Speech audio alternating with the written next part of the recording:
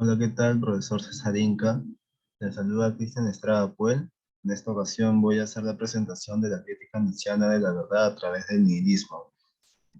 En un primer momento había desarrollado en mi ensayo parcial la crítica nietzscheana hacia el ordenamiento moral del mundo, en el cual había podido desarrollar los tres ítems que a continuación le presento. En primer lugar, a saber sobre la genealogía de lo bueno y lo malo, en la que Nietzsche explica cómo es que antes hubo una generación de hombres en la que, bueno, los valores que manejaban eran básicamente aquellos que guiaban su instinto o su intuición. Él lo denomina el periodo premoral, pues la valoración de las acciones morales no se hacía por una consideración previa o doctrinal, sino que se hacían por una consideración hacia los actos perjudiciales o benéficos que producían los actos morales, y de ello se decía si algo era bueno o malo.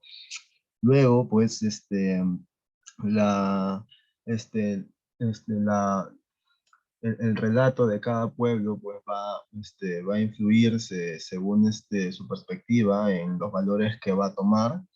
Así, pues, Nietzsche identifica incluso en Zaratustra cómo es que cada cultura tiene diferentes valores, lo cual hace que en perspectiva y en comparación, pues ninguno llegue a ser el supremo, o cualquiera llegue a ser el más, el más idóneo para justificarse por encima del resto, sino que subsiste ante todo una voluntad de conservación, dice él. Así, mientras la utilidad que domine en los juicios morales de valor sea solo la utilidad de rebaño, mientras la mirada esté dirigida exclusivamente a la conservación de la comunidad y se busca lo inmoral precisa y exclusivamente en lo que parece peligroso para la subsistencia de la comunidad, mientras esto ocurra no puede haber todavía una moral de amor al prójimo. Claramente está realizando una crítica hacia la filosofía de la religión cristiana, pues, ¿no? En segundo lugar, la moral como forma de miedo, la crítica del cristianismo. Esto está dirigido a cuestionar la validez que han tenido los postulados metafísicos a lo largo de la historia de las ideas, y con ello señalar cómo es que el cristianismo, en primer lugar, ha hecho una tergiversación de lo que es el mundo, pues, porque ha dividido el conocimiento primero en lo que es el fenómeno que el sujeto conoce o que percibe, y lo que es la cosa en sí, que debería ser aprendido por las ideas platónicas, ¿no? Pero que luego esto se deriva en una manera de hacer filosofía, pues que, que atiende simplemente a las esencias o a conceptos que son ya de por sí inabarcables o que son inobjetables, y que de esa manera se ha instituido una voluntad de poder que gobierna al resto de la población. Sin embargo, esto, esto deriva en una moral que reposa sobre el miedo, porque eh, somete las acciones de los demás a un juicio que está ligado a este mundo metafísico que es el cielo o el infierno, y que introduce el miedo como la máxima virtud de una comunidad, que sería la comunidad cristiana europea. Eh, en otro tiempo también Zaratustra dice, proyectó su ilusión más allá del hombre, lo mismo que todos los transmundanos. Obra de un Dios sufriente y atormentado me parecía entonces el mundo. Recuerda Nietzsche en el Zaratustra.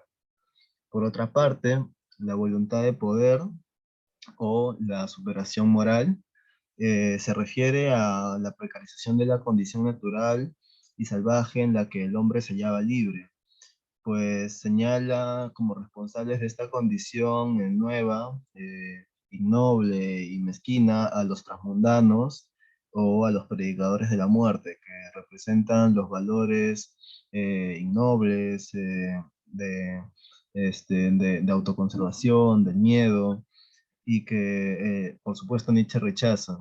Eh, a saber, él propone como una superación de esta contradicción, bueno, primero, la aceptación del proceso de decadencia en que hay dentro de estos valores, y segundo, el hecho de poder imponernos a nosotros mismos valores nuevos a través de la voluntad de poder. Dice, suponiendo finalmente que se consiga explicar nuestra vida instintiva entera como la ampliación y ramificación de una única forma básica de voluntad, a saber, de la voluntad de poder, como dice mi tesis, suponiendo que fuera posible reducir todas las funciones orgánicas a esa voluntad de poder y que se encontrase en ella también la solución del problema de la procreación y nutrición, es un único problema, entonces habríamos adquirido el derecho a definir inequívocamente toda nuestra fuerza agente como voluntad de poder. Ahora, voy a desarrollar más ampliamente el aspecto de la voluntad de poder o la superación de la moral en lo que compete a la crítica que hace de la modernidad en tanto una cultura que ha caído en el nihilismo. Y bueno, más tarde voy a explicar a qué se refiere exactamente. Son varias etapas para poder llegar a esta resolución. En primer lugar, tenemos a la voluntad de poder, como ya había dicho antes, el principio de toda forma de vida existente. Luego, el establecimiento de la voluntad de poder en un género de vida a través de la cultura, que en este caso sería la cultura, pues, europea, ¿no? Que ha sido infestada por las ideas de sumisión, de debilidad, de igualdad, del cristianismo. Y bueno, ya en la etapa moderna con la democracia, etc. Bueno, luego el agotamiento, que serían los valores establecidos, que entran en una fase de obsolescencia o de decadencia. Y la crítica, que sería cómo es que los individuos encuentran que no hay verdad en aquellos valores establecidos previamente, pero que aún así deben continuar buscando. Luego, y finalmente, la superación, es decir, la transvaloración de todos los valores y la creación de nuevas tablas de verdad. Dichas tablas de verdad van a ser, por cierto, un condicionante, dice Nietzsche, porque no solamente nos sujetan a nosotros como seres, como seres pensantes, seres racionales, pues también debemos someternos a nuestros propios valores si es que hemos de darles alguna credibilidad.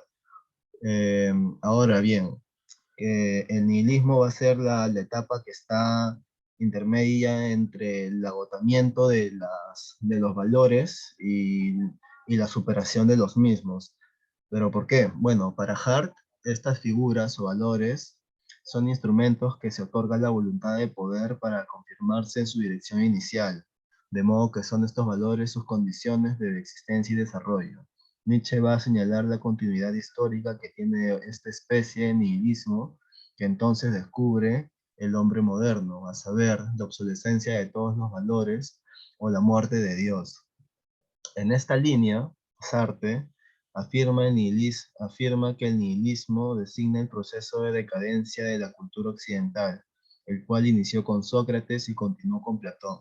Sócrates es el origen, el inicio, el punto desde donde Nietzsche observa que la vida ahora ha adoptado el puesto de servidumbre de la razón.